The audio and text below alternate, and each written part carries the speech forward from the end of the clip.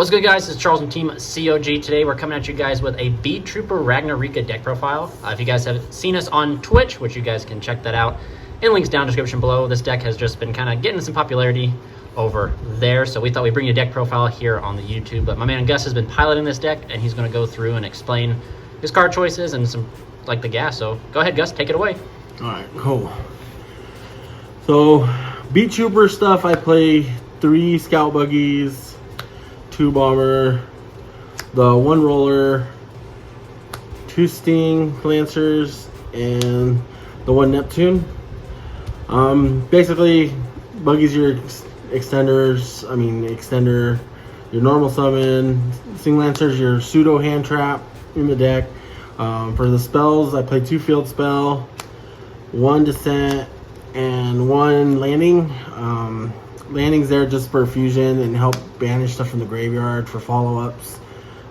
So if you have a res insect still in the grave, it's there. It also helps with the fusion that we'll get to later. This also helps for extenders, but also when your stuff's destroyed, you get tokens, so it just help extensions. And I played 2 of the counter traps, just because you can't search everything. So if I hard draw it, that's beneficial to me. The Ragna stuff I play, we play 1 Seed, 1 Beetle, 1 Bloom, and 1 Hunting Dance. I was playing 2 Bloom, 3 Seed, and 1 Beetle, or 2 Beetle, but I kind of went to a smaller package. If you see it, you see it. You don't, you don't. But you can always search based from Mantis from the extra deck, so you always have access to the smaller traps, which will get you into everything else. But that's it for the Rico package. For the standard insect stuff to support is 3 res insects. He is your best card in the deck. I played 3 retaliating Seas because it can also be a starter when you send it to the grave, add the res insect, or just add another starter or an extender, but it's also a macrocosmos. And then I do play the small crawler package, 1 Soma, the Spine, and this guy. I just put this in there. I decreased the Rico package to increase this just because it gives you access to Ninja Mosquito, but it's also free extenders. Soma brings 2 and you just keep climbing. I do 2 Goki Pull. I want to fit 3 just because you want access to just keep going. And I have enough extenders in the deck to where I can just keep, if I keep sending Goki Pull, I'm going to be set. But 2 right now is enough. I played 2 Doom Dozers. In testing, I only had 1 for the longest time. And there was several times where you just wanted to keep going. But you need the access to the banishing in order to keep doing that. So having the second dozer in there has really helped in the length that you can keep going. By having the second one in the deck without having to shuffle the other one in too early, it helps a lot. And then I play 1 of the Hercules. I know Charles makes fun of me, but for the name of that, but I call him Hercules. His art is just awesome. He's just an extender. His effect to summon at the end phase really never comes up. He's just a big body that helps you go into an extender, helps you link climb, or helps you go into ultimate insect. We play 1 Centipede. Again, does the same thing as Dozer, but at a smaller cost, and you can search it off res and Goki Pull. We play the Guard Mantis, just an extender, Sita, extender, and then you play the Brick in Scary Moth. Because there's a combo line where you can end with this at your end phase. So you gotta play it. And then for my final card, I played 3 Salesman. You can play through every hand trap in the game. I think the highest I've gone is 5 interruptions and still continued and made a board. You can't out Nibiru. can't outplay Nibiru.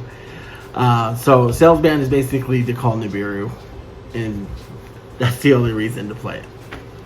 But it also acts as an imperm if you're going second. For the extra deck, I play the Stag, the Mantis, and the Soldier.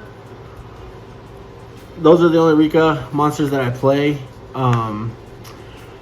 When you summon them off their effect from the graveyard to bring them back to recycle something, it locks you in to the the reptiles, plants, and insects. Soldier's effect to special summon also does the lock, so you have to be careful when you're doing certain things. Beetroopers, I play the 1 Atlas and Armorhorn at 1. The deck recycles. You can shuffle a lot of stuff back, so I was playing 2, but to make room, I cut it down to 1. And I haven't seen where I needed to yet, so it's been working out great. Pepalinian, you just play the 1 of generic 3 quick effect, so if you put like Bomber in the grave, it can act as an interruption. And then 2 Picophilia. She recycles your graveyard, she recycles your engine, and you also is a way to get into your res insect. And the generic Shinobi. He's just a generic insect if I need to remove something from the field to get going. But I don't want to utilize any of my other monsters. He's just there to really get going. I play King at 1. He's an interruption, and he's a part of the combo where you, at your end phase, if you leave Neptune on the field, trigger Neptune, negate, switch him, special summon Scary Moth, and it sets up your board. Plus, you still have the negate for next turn. And then the 1 Mosquito. I also play 3 fusions. The main one you go into is this one here. He's your searcher, but he also an extender, because if you banish an insect, you can special summon 1 Beetrooper that's banished, which is really good. You play the 2 field spells just so you can have access to it with Ultimate Great Insect. Pop the field, basically. I mean, your opponent either has to out this or out the field spell, so it just forces your opponent to burn through resources, and who doesn't like a towers? And my last extra deck monster is Appaloosa.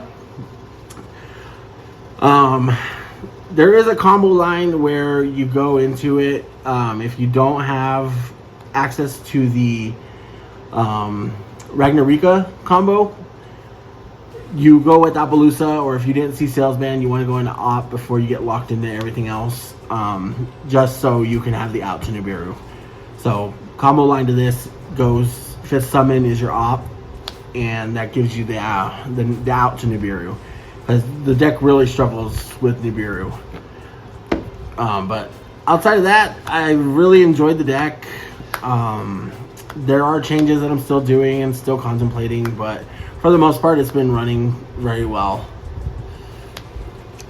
Are you excited for the new support coming out in info with the 2 new Ragna cards? Yes. Oh, that's going to be fun. It's definitely going to change my build around quite a bit. But until I get it, until I test it, I won't know exactly what it's going to do for me. So we're just going to wait and see. Awesome. Well, thank you for sharing, and please remember, guys, to like and subscribe.